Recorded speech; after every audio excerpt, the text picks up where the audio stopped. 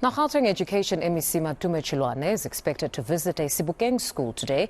It follows the murder of a grade 10 pupil who was stabbed by a fellow pupil on Thursday. The student was rushed to hospital but was declared dead on arrival.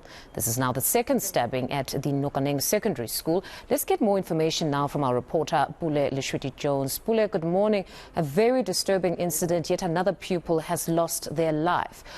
How has it been at the school, particularly for learners, following the news that one of their learners had passed away in hospital? Well, a very good morning, Fundo. And just now we're going to be getting an update from, of course, the MEC of Gauteng, MEC of Education in Gauteng, and, of course, spokesperson Steve Mabona. They join us right now. Steve. Thanks very much, ladies and gentlemen. MEC will lead us just to take us through on how the meeting went and what are the resolutions from the meeting. MEC. Thank you. Good morning to you and your viewers. Obviously, we are back here again dealing with a similar situation of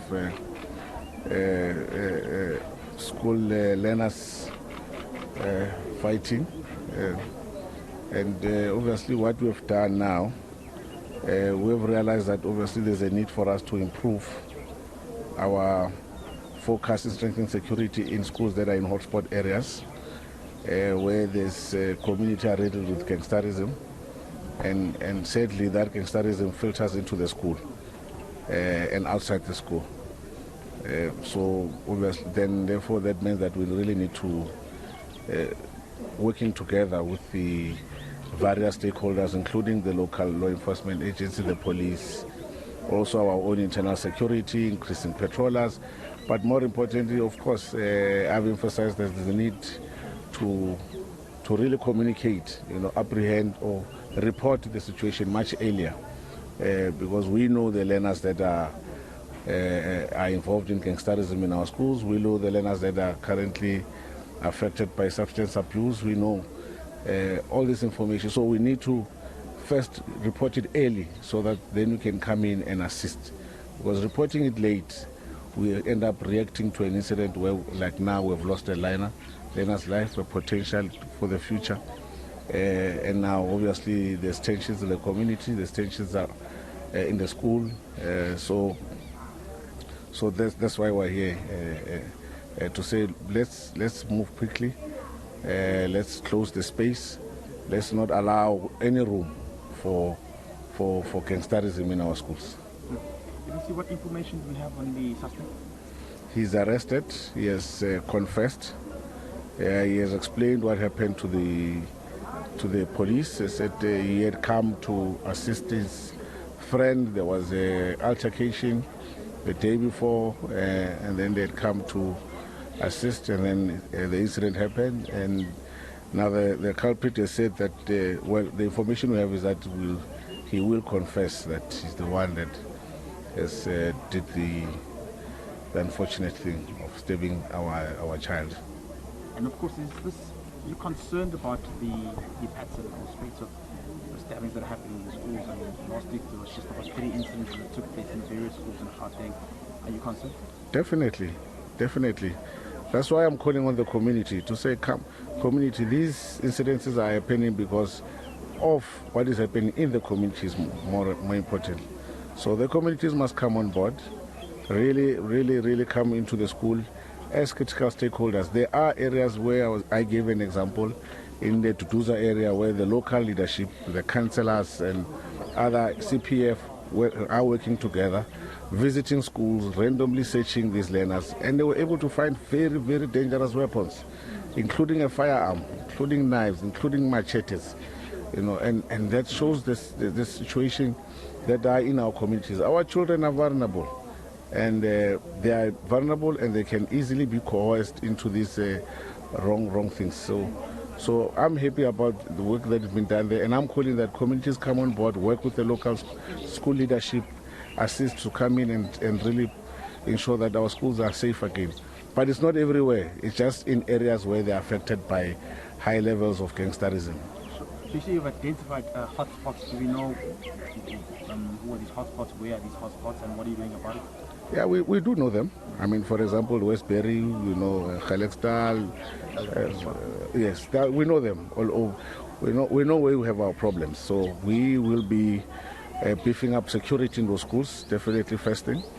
We're going to increase the number of patrollers in those schools. We're looking to also get private security to come also to assist, obviously. Then the SAPS has also committed itself to increasing awareness and visibility, and also, to come into the school to assist from time to time weekly. So there's a lot of work that we're doing to ensure that those schools in those areas are really, really safe. Do we know what triggered the first incident, the one that happened last week Wednesday, where the learner was transmitted to hospital? What we know is that they were playing, and then some form of altercation began, and there was a stabbing for that learner. So there's not really much detail. Fortunately, the learner is okay, he's alive. But then the second incident, also, I think there are two separate incidences, the way I pick it up. They are not linked, those two incidences. So that one, it's an altercation on a sports field. So but that shows you the situation in our communities, that really you can differ on a football playing, and then you stab each other. We're really in trouble. So we really need to do more. And then the second from the community. What triggered the second incident? There was an altercation in school where one of the deceased, obviously director, the deceased differed with one of the friends of the perpetrator. So the perpetrator had come to assist the friend in that fight, and then the incident happened where the child was stabbed and he lost his life. Let me just last for me, on a broader perspective, will you be setting aside a budget to actually accommodate the private security? I mean, you say you want to hire private security, but is there a budget that will be dedicated to enforcing that security remains in some of these hotspots that you've just mentioned? Yeah, no, of course, we do have something that we do have some budget to assist us with that. But also, we're looking forward to the peace patrollers that will be launched, the 6,000. We're looking forward to the penny patrol. We're looking forward to the vehicles that will be deployed in the community, and also the technology that we're looking forward to it. And obviously the cameras, the CCTVs, will be installing it firstly in our public infrastructure. And I know schools are high on the agenda because that's where everything becomes the center. So we are looking forward to that intervention by safety. How urgent is this? I mean, we're running out of time to save more lives. How urgent is that? It's very urgent. It's very urgent. That's why we're pushing very hard to ensure that we get that going. And finally, what is the status of the child who was hospitalized in ICU? Oh, is it ICU? Stable. Stable now, yeah. So hopefully we'll pull through. Okay. Ladies and gentlemen, thank you very much. Thank you very much, MEC Matome Chiloane, joining us there in that impromptu briefing in which he says they have identified some of the hotspots where gangsterism is pouring in some of these schools, and it's becoming unsafe for pupils as the learning environment has been manifested with some of these, criminal elements as well, where pupils are coming into schools with weapons, and very dangerous weapons as well. But just in relation to why we're here today, the MEC confirming that the suspect, who's alleged to have fatally stabbed one of the pupils here, has been apprehended. They have information that he has confessed to the crime, and they believe that this is a step in the right direction for the family to receive justice. But of course, saying they have to act with urgency to ensure stringent measures and that the security in most of these schools, saying that of course there's a budget that's been set to work hand in hand with the private security, and that this is a matter of urgency, that they need to act with urgency to ensure that this situation in schools does not spiral out of control further.